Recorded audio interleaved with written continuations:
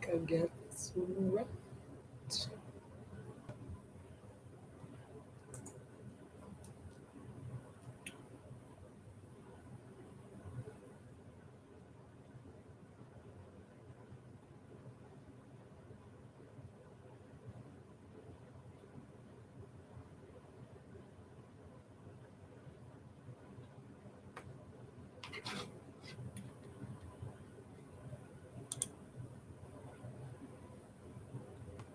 All right, so this is our Q&A this is day 2 of the Q&A for the late payments, collections, and charge-offs. All right, I hope you gathered your questions. You took a look at your your credit report, and you got questions for me. So I'm going to be on here for about an hour answering questions if the questions die down after that. But I do want to get into the basics for late payments, the basics for collections, and the basics for charge-offs. Before we get started, I do want everybody to know that I'm not an attorney, I'm not a lawyer. If you need any assistance with a lawyer, please consult a consumer lawyer when it comes to your credit report. I'm not giving any legal advice, no financial advice. Anything I say on these videos, on this channel, on my Facebook group, we're not giving out any legal advice. So, and this is DIY credit repair. So I'm not a credit repair. So when you ask your questions, when you contact me via my email, and I need to put that in the chat. I'm streaming across YouTube and Facebook. So I'm going to put my email in. So when you ask me questions, I don't do credit repair. And I'm going to keep saying that. Okay, hold on. I'm going to put my email.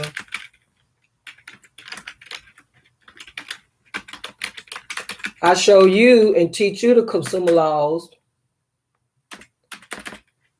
so that you can fix your own credit, improve your own credit so you can stop getting denied. I know I'm tired of getting denied.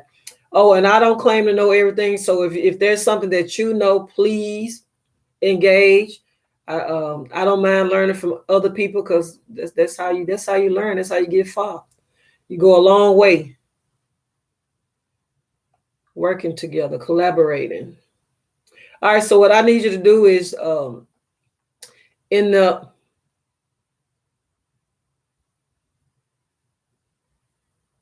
hello. Type in the comments or in the chat on my YouTube. Type in what you come for. You don't have to give me any personal information. I just need, if you're in here for collections, type collections in the comments. If you're in for late payments, type late payments. If you're in here for charge-off, type charge-offs. But once I get through explaining the late payments, the collections, and the charge-off, if you got a question about anything else, if I can answer it, I'll answer it for you because this is your time. This is your hour to ask as many questions as you want, okay? All right, so the first thing is 6:01. I'm going to give them 4 more minutes, 6:05, give people time to come in. And that'll give you time to have you some paper and pencil so you can write down these laws. I am going to do, first I want to do permissible purpose because a lot of this stuff, what's up, Miss Shay? A lot of this stuff is, first of all, they don't even have permission to even furnish stuff or pull your consumer report. So first of all, I want to talk about permissible purpose. And any law that I give you, what's up, Miss Hampton? You need to be on here. Shauna, type in what you need. You got questions on late payments. We're talking about your credit report. All right. If you got anything to do with late payments on your credit report, if you got anything to deal with collections or charge off, you type them in the box to answer your questions. But first of all, when I give you these laws, I want you to write them down. Sometimes I go in and I go get the link and I put the link inside of the comment box so you can click on it and you can go see it for yourself. Because everything I'm telling you is in the laws. The laws were made for us. Then the truth and lending section, the CFPB got it to where you got medical bills. All right, pretty much falls on the collections. Medical bills do. You need everything. So all I can do is tell you, Sean, if you need everything, you need to be tuning in this week too, not day 2. This week too on my Q&As, okay? So tune in every Wednesday at 6:00, and you can ask as many questions as you need within that hour. So when I tell you these laws, these are the laws that you're going to include in your letter, in your letters when you send them to when you start mailing them out. As you're sending your letters, as a rule of thumb, always send your letters via certified mail. Always send them via certified mail. That anybody know why we need to send our letters via certified mail? Anybody know why? And it's USPS, United States Postal Service now. Don't do UPS. Don't do FedEx. Do the United States Postal Service when you're doing certified mail. Anybody know why it's good to send that mail off certified or via certified mail?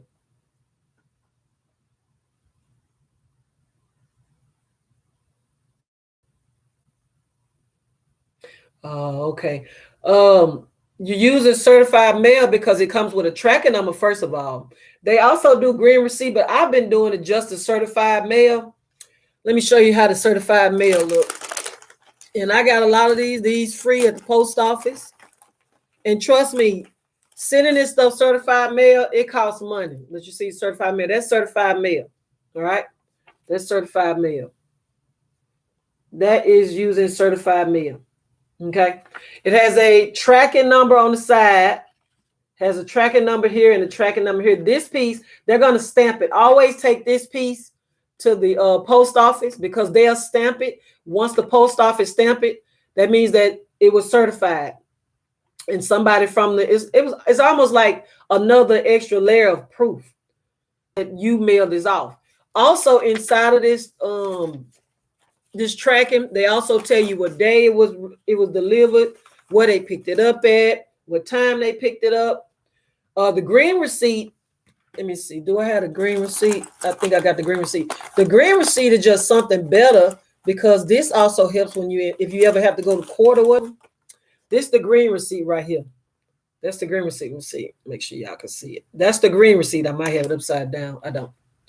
All right. So this is the green receipt. And if you send a green receipt, somebody has to sign for it. Okay. Somebody has to sign for it. So not only do you get tracking, but you also get it to where an actual person picked it up. An actual person picked it up with the certified, the certified one, but it doesn't tell you the exact person who signed for it. And you get this back in the mail. So once they sign it, this comes back to you in the mail, showing you exactly who picked it up, who signed for it, and everything. So always send your letters out, green certified mail, green receipt. Hey, Miss Davis, how you doing? Also another extra layer, because as I tell everybody since I've been doing my lives, TransUnion, if you're trying to attempt to go after the credit reporting agencies, we're not gonna say credit bureaus because they're not bureaus, but the credit reporting agencies like TransUnion, Equifax, and Experian, what they're doing now is they're trying to do away with consumer reporting agencies. They're trying to get rid of TransUnion, Equifax, and Experian. After a while, CFPB is going to be controlling everything to the point where the only person, by law, you're the only person that can fix your own credit, can send anything off your credit. Now, in order for a credit repair company to do your credit repair for you, you have to sign over your like a power of attorney. Once you do a power of attorney, that's the only way a credit repair agency can help you. If they're not, they're doing it the illegal way. Okay.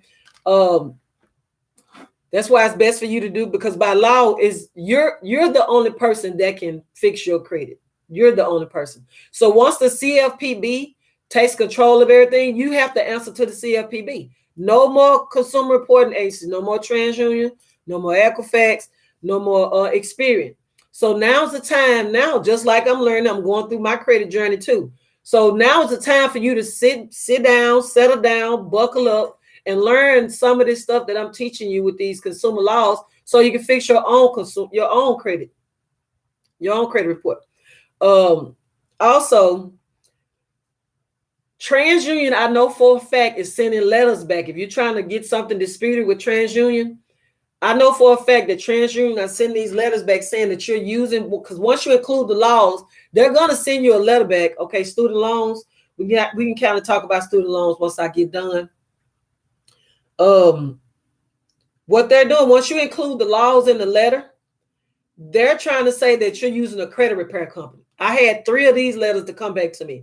They're going to say that you're using a credit repair, even though, because they don't figure you're a regular consumer, and they don't figure that you know these laws. What does ignorant consumer know about? And this me quoting now, me hypothetically speaking. What do they know about the laws? See, what they did was, in order for you to fix your own credit, they say the best way to keep people in the dark is to put everything in a book, put it in writing, because we don't read. We want that quick, we got that microwave mentality to the point where we just want everything given to us. All right, we don't want to sit down and learn it. We don't want to study it so we can use it to our benefit. So they placed all of these laws, and once you start to learn all of these laws, you're gonna realize how much these companies were literally scamming you, taking your money, violating you. You could be going, and you can get remedy. When I say remedy, you can get money. I done had 2 accounts now removed, deleted from my consumer report because I used one specific law. Now, true, they're gonna send you. Let me see. I got one company I'm doing inquiries for now. And this is just a regular inquiry. When you get an inquiry on your consumer report, your credit score drops like maybe 4 points, depending on what else is on your credit report. But they're gonna send you all of this paper. All I did was say that they didn't have permission to check my consumer report, which they did because they didn't ask me. Another thing too is when you go into these loan companies, when you start applying for this credit, first of all, they're supposed to ask you orally or in writing, have you signed it, giving them permission to check your credit report. Okay, first of all, that's permissible purpose. And that's that. And I want you to write this down. That's 15 USC 1681. And I'm going to type it in. Let me go get it for you. 15 USC 1681B. I'm finna get it for you real quick. I'm going to put the link in the chat. In the comment. So let me go to 15 USC 1681B. This is where they have to have written permission to even check your credit. The way that they get us is when we go apply for this stuff, we're already in a rush. We're in a need for you need the loan because your rent about to get you behind on your rent, or you late on your rent, or you don't have your rent money, or your car's about to be repoed. You need to make a payment, or you in default with someone. You got a doctor bill that you need to pay. See, that's how they get us, because we're signing and we're getting these loans under duress. They know that we need it. So this is the link to the 15 USC 1681B. Click on that link, and that link gonna take you right to Cornell Law. All right. So first of all, they gotta have permission. Okay. That's dealing with any collections. That's dealing with any late payments. That's dealing with any charge-offs. Anytime they put something negative on your credit report, they have to get your permission.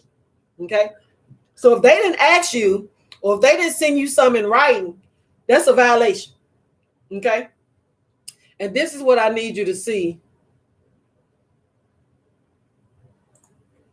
Now, another thing is, did they give you that option to opt out? So say for instance, Miss Davis, you walk in there and you're applying for a loan. You really need the money. You really need the car. You just need to get it because you got to make this payment. So you go in there. They ask you verbally, which they don't have proof of if they don't record it, but they ask you verbally. We need to check your credit report so we can see your score is, so we know if you're going to be approved or not. You say yes. You give them the okay, even though you didn't sign them. Okay. Once they ask you that, they're supposed to turn around and say, now, I need you to sign this form, or if you want to opt out of us furnishing information or pulling your consumer report, you have that option to opt out. That law is 15 USC 6802. These are the laws that you're going to include inside of your letters, because they may send you a paper back. You're trying to get that inquiry off, right? Well, ma'am, you gave us permission to check your credit. So let me go here.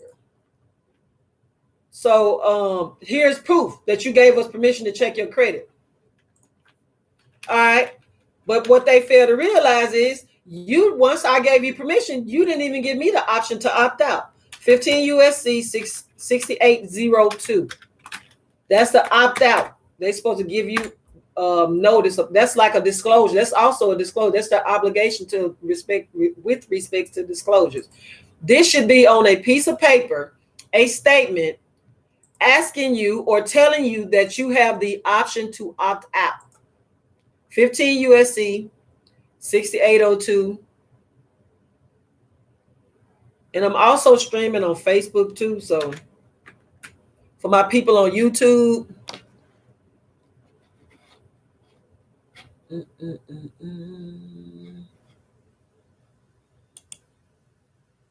let me see. All right, so my people on YouTube, I won't be able to answer your question until after the live is over with, okay? Until after the live, because I'm just on live. All right, back to it. Now, so first of all, they're supposed to ask you, and this dealing with anything negative that they put on your consumer report. They're supposed to ask you, do you give us permission? It could be in writing. It could be orally. The law states oral or written. So if you give them permission, okay, they check your credit, they see your credit, right? But when they check your credit, they didn't give you the option to opt out. So once they check your credit, that's an inquiry. And they're furnishing information. Now, this list that I'm giving you, you can use all three of these laws in your letters to get this stuff removed, because what they're going to do is they're going to look at all the laws that you listed. They're going to answer one law back. They're going to answer one law back. And what you want to do is you want to stay on their tail about it, because now, first of all, if they didn't ask you, that's a permissible purpose. Second of all, they should have told you that you had the option to opt out. And third of all, once they check your credit report, this where the inquiries come in. This where they pop up, especially with those when you apply for a car loan. This one is 15 USC 1681 S2. Now they're furnishing information. Now they're furnishers. They're pretty much like TransUnion, Equifax, and Experian. Anytime a company or a corporation puts something or furnishes anything on your consumer report, on your credit report, they are considered furnishers. So 15 USC 1681 S2 is the law that you're going to use, because now since they're furnishing information, they have to make sure they're furnishing accurate information. And if you didn't give them permission to pull your credit, or if they didn't give you the option to opt out, that's how you're going to get that inquiry deleted. Or you can get that account deleted from your that late payment, their collections, or their charge off deleted, because you didn't give them permission in the first place. They didn't contact you before they put this on your consumer report. All right, so this one is 15. I'm going to get the link so you can have it. 15 USC 1681 S2. I'm going to get the link for that one.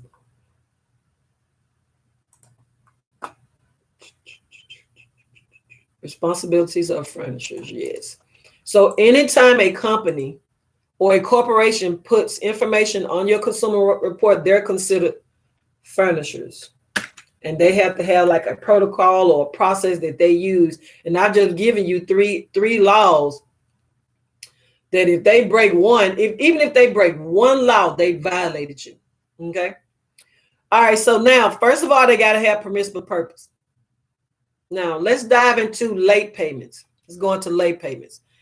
I need you to put some fire in the chat. Put fire in the chat if you need information on late payments, or late payments is what you need. Make it this on first.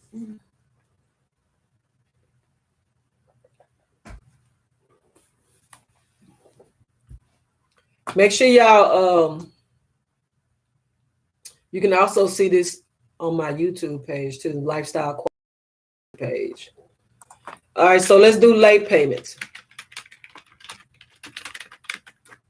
All right, with late payments, these creditors are not supposed to report late payment nothing in the laws that I have studied thus far that says anything about a 30-day late payment.